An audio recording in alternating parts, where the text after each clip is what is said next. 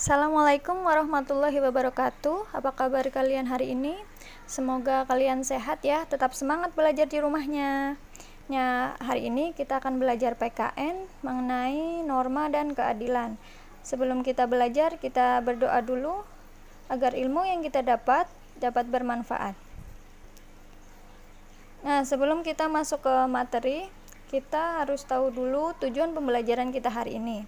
Tujuan pembelajaran kita hari ini yang pertama, menjelaskan pengertian norma dalam kehidupan bermasyarakat. Yang kedua, menjelaskan tujuan norma dalam kehidupan bermasyarakat. Dan yang ketiga, menjelaskan macam-macam norma yang berlaku di masyarakat. Perhatikan gambar ini. Gambarnya terlihat siswa sedang menggunakan zebra cross untuk menyeberang jalan ya. Apa jadinya jika siswa itu menyeberang tidak pada zebra cross? Ya, mungkin akan terjadi kecelakaan atau terjadi tabrakan. Ini ada pepatah, di mana bumi dipijak, di sana langit dijunjung. Merupakan pepatah yang berasal dari Sumatera Barat. Pepatah tersebut menggambarkan dengan tepat kewajiban kita untuk menaati aturan atau hukum yang hidup dalam masyarakat. Dengan menaati hukum, kehidupan yang aman, tertib, tentram, dan damai seperti yang selalu kita dambakan akan tercipta. Sebagai warga negara, kita patut bersyukur kepada Tuhan Yang Maha Esa karena bangsa kita adalah bangsa yang besar. Namun, banyak di antara kita yang belum taat terhadap norma. Contohnya, di jalan raya, terutama di kota besar, kita bisa menyaksikan kesemrawutan pengendara mobil yang saling berebut jalan. Mereka kadang-kadang melanggar aturan lalu lintas. Pertanyaannya, apakah pelanggar aturan tersebut akan dibiarkan? Dan bahkan kalian sendiri ikut melanggar aturan? Oleh karena itu, kalian sebagai generasi penerus bangsa, sudah seharusnya memahami apa itu norma. Bagaimana norma mengatur kehidupan bermasyarakat. Untuk itu, marilah kita pelajari uraian materi norma-norma yang berlaku dalam kehidupan masyarakat. Aristoteles dalam bukunya Politics mengatakan bahwa manusia adalah zoon politikon. Artinya, manusia selalu hidup berkelompok dalam masyarakat. Dengan demikian, manusia merupakan bagian dari manusia lain yang hidup bersama-sama. Manusia pada dasarnya memiliki dua kedudukan, yaitu kedudukan sebagai makhluk sosial dan kedudukan sebagai makhluk individu. Sebagai makhluk sosial, manusia selalu membutuhkan orang lain. Oleh karena itu, ia akan tergabung dalam kelompok manusia yang memiliki keinginan dan harapan yang harus diwujudkan secara bersama-sama. Selanjutnya sebagai makhluk individu, tiap orang memiliki perbedaan pemikiran dan perbedaan kepentingan.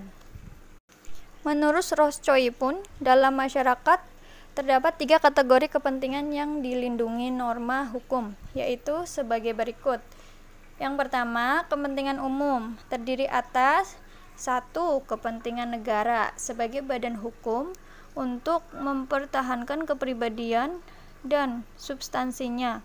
Contohnya, mempertahankan diri dari serangan negara lain. Yang kedua, kepentingan negara sebagai penjaga kepentingan-kepentingan masyarakat. Contohnya, menjaga fasilitas-fasilitas publik atau umum dan kestabilan ekonomi. Kepentingan yang kedua adalah kepentingan masyarakat. Terdiri atas pertama, kepentingan masyarakat bagi keselamatan umum. Contohnya, perlindungan hukum bagi keamanan dan ketertiban. Yang kedua, kepentingan masyarakat dalam jaminan lembaga-lembaga sosial. Contohnya, perlindungan lembaga perkawinan atau keluarga. Yang ketiga, kepentingan masyarakat dalam kesusilaan untuk melindungi kerusakan moral. Contohnya, peraturan-peraturan hukum tentang perantasan korupsi. Yang keempat, kepentingan masyarakat dalam pemeliharaan sumber-sumber sosial. Yang kelima, kepentingan masyarakat dalam kemajuan umum untuk berkembangnya manusia ke arah lebih tinggi dan sempurna. Yang keenam, kepentingan masyarakat dalam kehidupan manusia secara individual, misalnya perlindungan kebebasan berbicara. Nah, yang terakhir, kepentingan yang dilindungi adalah kepentingan pribadi. Yang terdiri atas, yang pertama, kepentingan pribadi. Contohnya, perlindungan terhadap fisik, kehendak berpendapat, keyakinan beragama, dan hak milik. Yang kedua, kepentingan dalam rumah tangga, contohnya perlindungan bagi lembaga perkawinan. Yang ketiga, kepentingan substansi, contohnya perlindungan harta benda. Nah, dalam kehidupan bermasyarakat, perbedaan kepentingan dapat menimbulkan adanya perselisihan, perpecahan, bahkan menjurus ke arah terjadinya kekacauan. Oleh karena itu, untuk menghindari adanya benturan akibat perbedaan kepentingan tersebut, diperlukan suatu tatanan hidup berupa aturan-aturan dalam pergaulan di masyarakat. Tatanan hidup tersebut biasanya disebut norma. Norma dibentuk untuk melindungi kepentingan manusia sehingga dapat terwujud ketertiban dan kedamaian dalam kehidupan bermasyarakat. Seluruh kelompok manusia pasti memiliki aturan. Bahkan ketika hanya ada 2 orang berkumpul, pasti ada aturan atau norma yang mengatur kedua orang tersebut berinteraksi. Nah, oleh karena itu, tidak ada seorang pun di dunia yang tidak memerlukan hukum dalam kehidupannya. Setiap kelompok masyarakat memiliki perbedaan corak budaya dan sifatnya. Oleh karena itu, aturan atau norma yang berlaku dalam setiap masyarakat tertentu berbeda-beda. Norma pada hakikatnya merupakan kaidah hidup yang mengatur tingkah laku manusia dalam hidup bermasyarakat. Norma adalah aturan dan ketentuan yang mengatur kehidupan warga masyarakat, digunakan sebagai panduan, tatanan, dan pengendali tingkah laku. Dalam kehidupan masyarakat terdapat 4 macam norma. Yang pertama, norma kesusilaan. Yang kedua, norma kesopanan. Yang ketiga, norma agama. Yang keempat, norma hukum. Ya, kita mulai dari yang pertama, norma kesusilaan.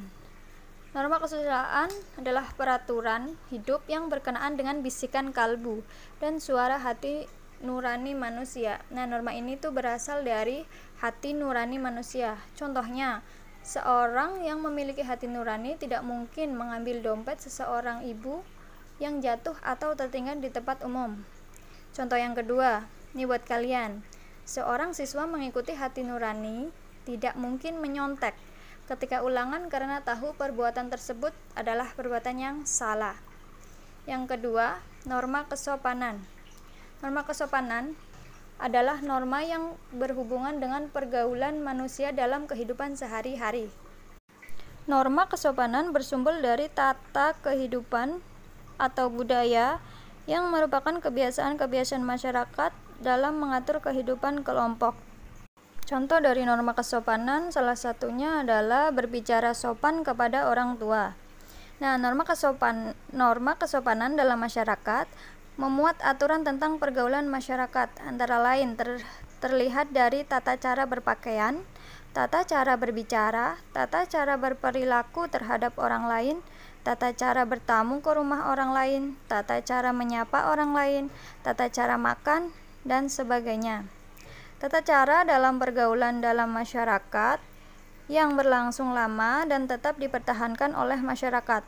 Lama-kelamaan melekat secara kuat dan dirasakan menjadi adat istiadat. Salah satu perbedaan kebiasaan dengan adat istiadat adalah kekuatan sanksi pada keduanya. Sanksi terhadap pelanggaran kebiasaan tidak sekuat sanksi pelanggaran terhadap hukum adat.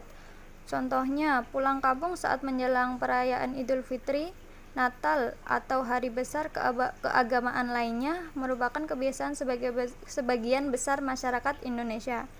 Namun, apabila seorang suatu saat pada perayaan tersebut tidak pulang, maka sanksi dari masyarakat tidak sebesar sanksi orang yang melanggar aturan adat tentang perkawinan. Nah, norma yang ketiga adalah norma agama. Norma agama adalah sekumpulan kaidah atau peraturan hidup manusia yang bersumber dari wahyu Tuhan. Contohnya perintah melaksanakan ibadah sesuai dengan agamanya. Nah, melanggar norma agama adalah perbuatan dosa, sehingga pelaku pelanggarannya akan mendapat sanksi siksaan di neraka.